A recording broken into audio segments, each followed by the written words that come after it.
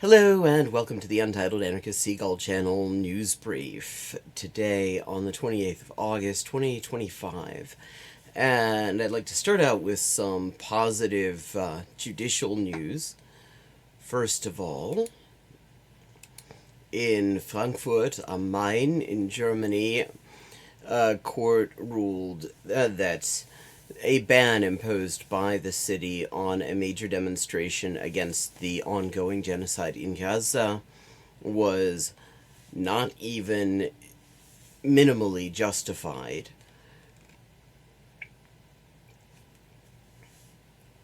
After the city had banned the demonstration, one of the organizers had filed an emergency application to have the ban reversed, and the court issued a very strong opinion noting that the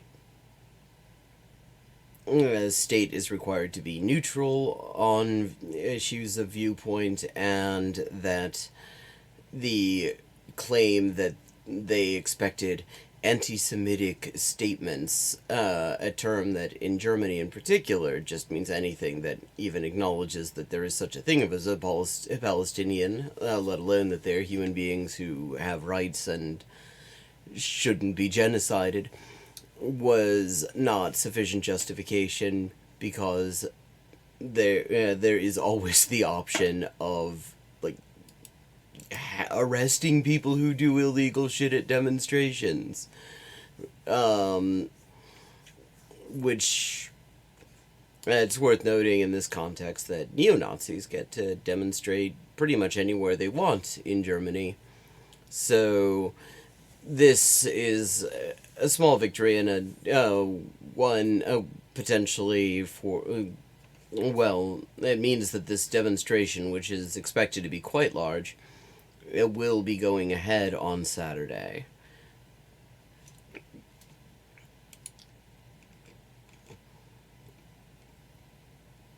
It almost seems like the campaign against Cop City and the extremely over-the-top repression of those involved in that campaign in Georgia, going back several years now, against a riotously unpopular police urban warfare training facility that is to be built on native forest in a largely black community, has been forgotten, but the legal fight is still ongoing, and there has been a small victory there as well. One of dozens of defendants facing bullshit charges, including RICO charges that literally just seek to present basic social movement activity as racketeering, has had those charges dismissed without prejudice. Jamie Marsicano, who had been sitting with these charges hanging over their head for 29 months now, in a legal state of limbo because there was no official indictment and therefore nothing to actually proceed against in court, had filed more than one speedy trial motion and has now had the charges dismissed, citing speedy trial violations. The state can, of course, refile.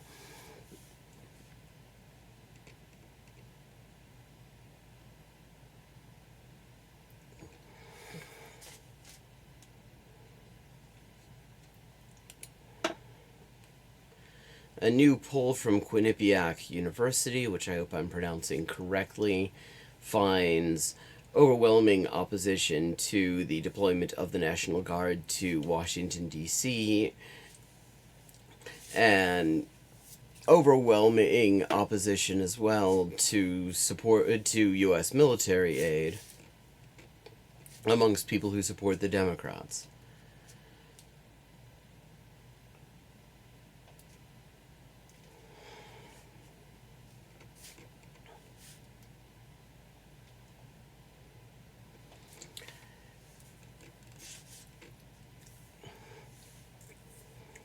6 in 10 voters in the U.S. oppose the United States sending more military aid to Israel, with only 32% supporting it. In particular, supporters of the Democrats and people who are vaguely described as independents overwhelmingly oppose it.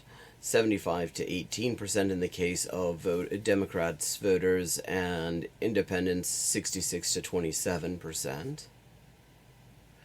And in this context, the DNC has decided to reject a resolution actually opposing the genocide and opposing U.S. support for it, just because they clearly just don't want to win. They clearly would, they want donors more than they want to win elections, and they want U.S. imperialism above all. These, as Quinnipiac notes, this is an all-time high for the Palestinians and an all-time low for the Israelis since these questions began being asked of registered voters by Quinnipiac in December 2001. There has quite simply been a sea change in public sentiment related to the Zionist regime. The Washington Post, as Fair tells us, and again, the links to all these articles will be in the description, has found a creative way of dealing with the fact that people in D.C. in particular hate this deployment of the National Guard and Trump's takeover of the police there. What they've decided to do is just sort of lie about it in the headlines.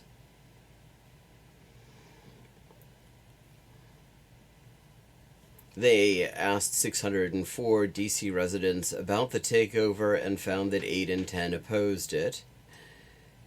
And the quotes are absolutely damning. Similarly, nearly 9 in 10 people, according to the text of the article, in Washington, D.C., say their neighborhood's an excellent or good place to live.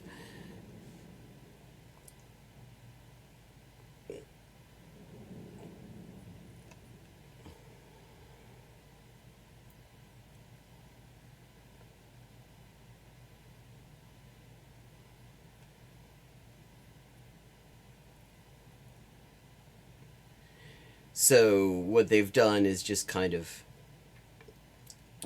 come up with bullshit headlines that completely avoid it. Like, for some in D.C., first day of school to look different under Trump crackdown. This is a headline for an article about how students in D.C. are afraid of being harassed by armed goons. It's just the first day of school is going to look a little different, that's all. The Bezos paper is continuing to demonstrate that they can bullshit with the best of them. We also have Trump fulfills dream role. Yeah, because that clearly Washington Post is what this is about. I mean, that's the story here. Trump's fucking dreams.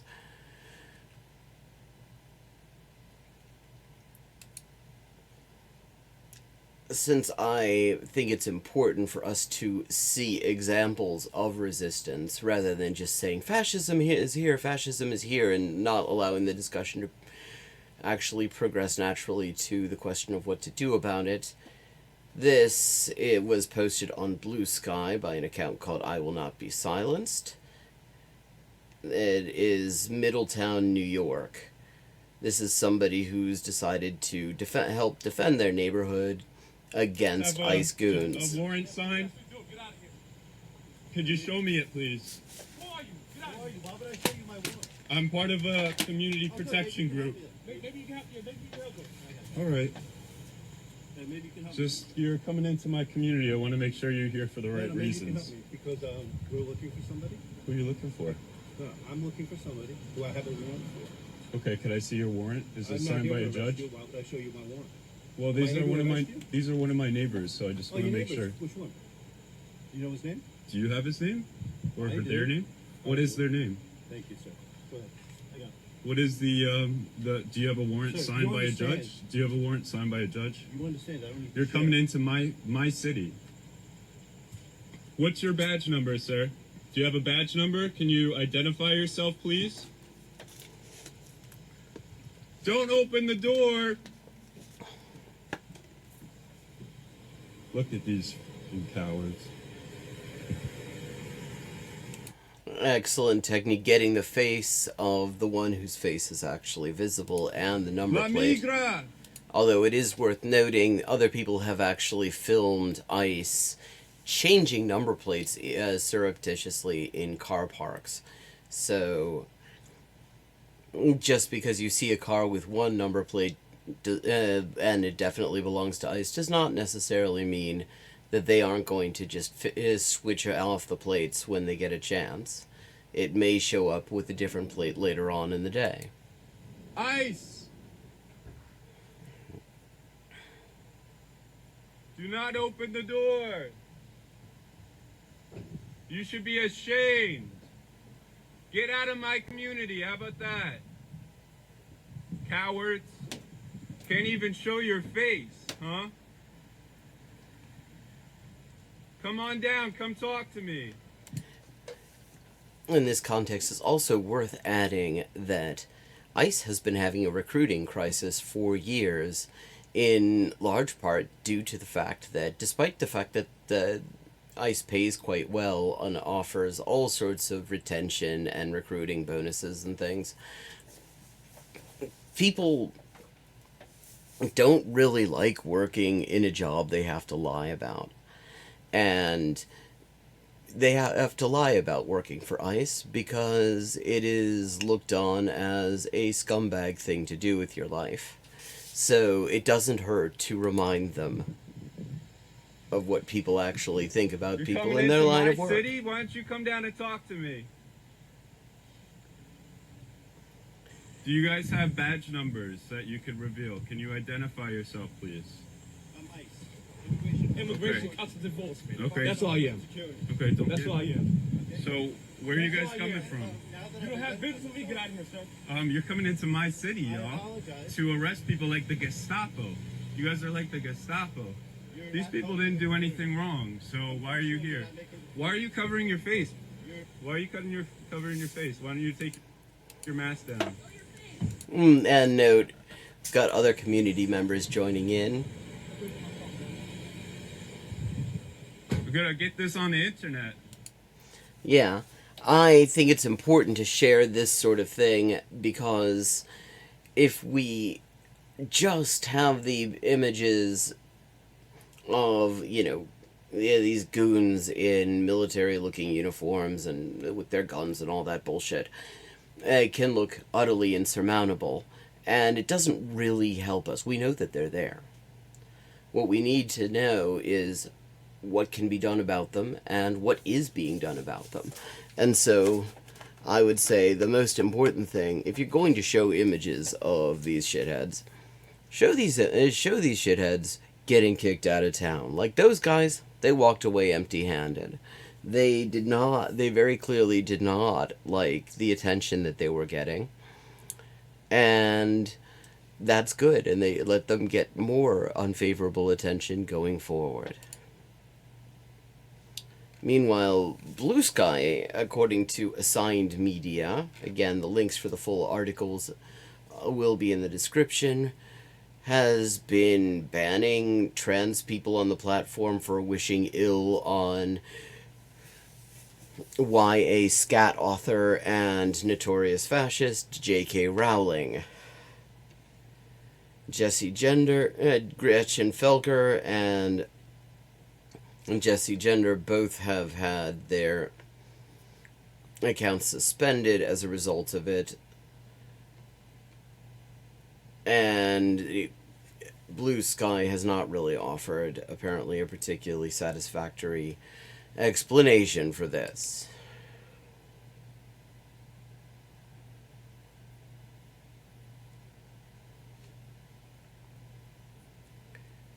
Italian singer Stash has been diagnosed with COVID, and the reason I'm bringing this up is because of what he had to say about it.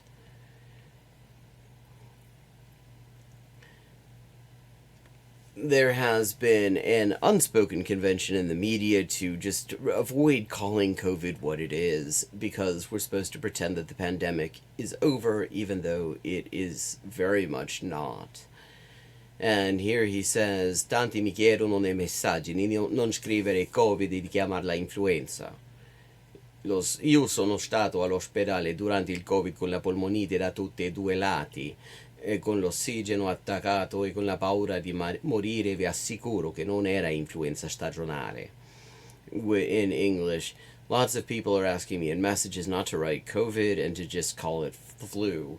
I was in the hospital during COVID with pneumonia bilaterally and oxygen attached and fear of death, and I can assure you it is not seasonal influenza. Today we have more tools to fight it, but I can't forget what I lived through. If I'm positive on a swab, if I have to take a plane, I'm not going to not protect myself and protect other people. And there may be some 80-year-old woman who wants to hug you, and that hug could be lethal for her. This is about respecting one's neighbors. And I think that's just a timely reminder, because we're supposed to just not talk about it, even though the evidence continues to mount that even a single COVID infection should be avoided because it can do all sorts of damage, and that each subsequent infection causes cumulative damage.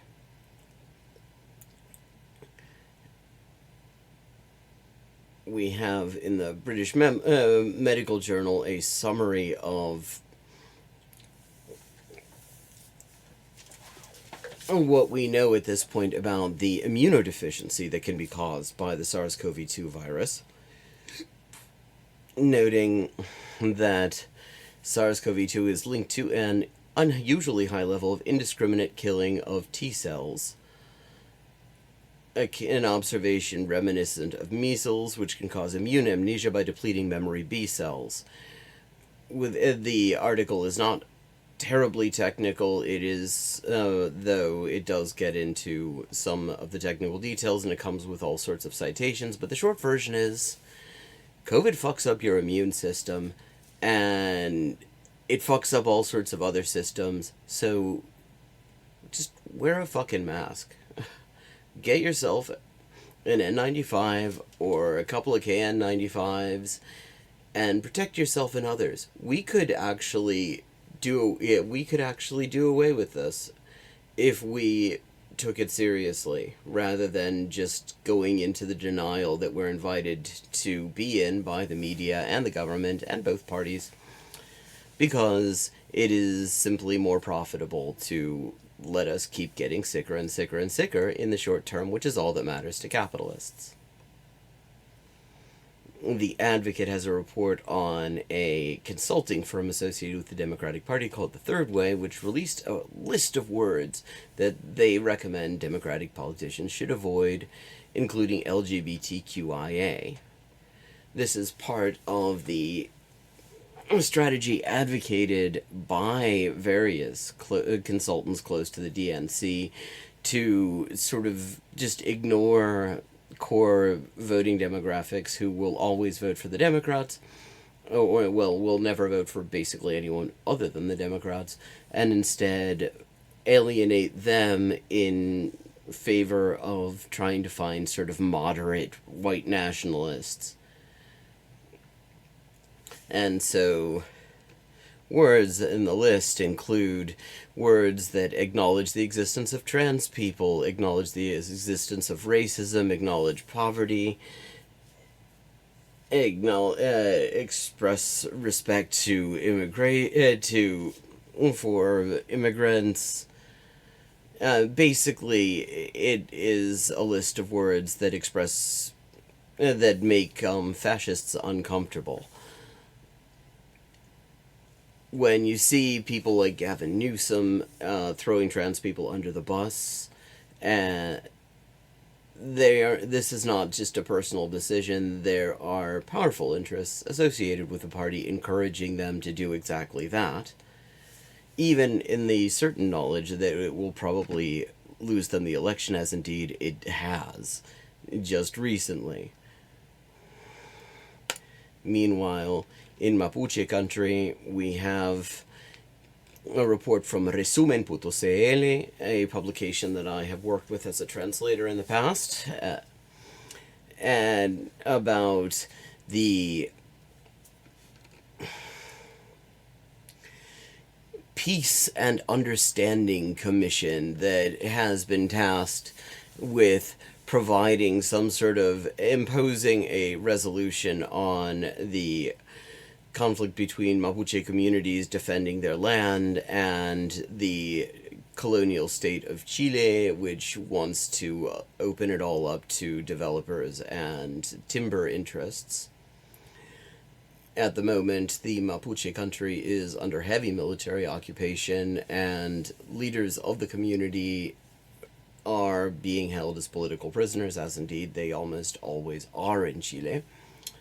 The Pehuenche Mapuche communities have outright rejected the proposal for the new land system issued by this commission, pointing out that it puts an end to the legitimate territorial claims and omits essential rights like that of water. This article, which is in Spanish, will be linked in the description.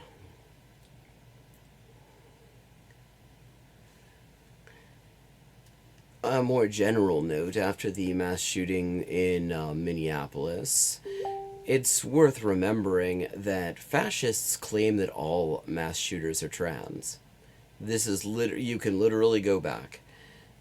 One after another, they always say it. It does not matter whether it's true or not. The whole point is for them to distract from the fact that mass shooters are almost always fascists. There is no real evidence at the moment that this Minneapolis shooter was in fact trans, and we should not be entertaining that sort of bullshit unless there actually is.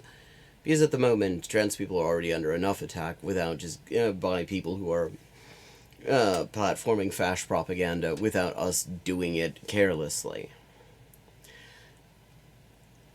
With that, I will be streaming on Friday at 11:30 p.m. U.S. Eastern Time, and we'll be looking at something a little bit different. Show Your Work Twitter accounts that I follow and who follows me and has been doing a lot of interesting stuff on YIMBYism and abundance and other activities of the property developers and landlords lobby, has been putting together a documentary on the origins of YIMBY, and I've been asked to look at an early cut of it and give my thoughts on stream, so that's what we're going to be doing on Friday. I look forward to seeing you there. If you enjoy this and find this useful, please consider supporting the stream with a donation or a Patreon. This is a rough time to be a translator because a lot of our work is being dried up due to the AI scam, at least temporarily. So support for this project and my other projects is a real lifeline. Links for that can also be found on screen and in the description. I look forward to seeing you on Friday.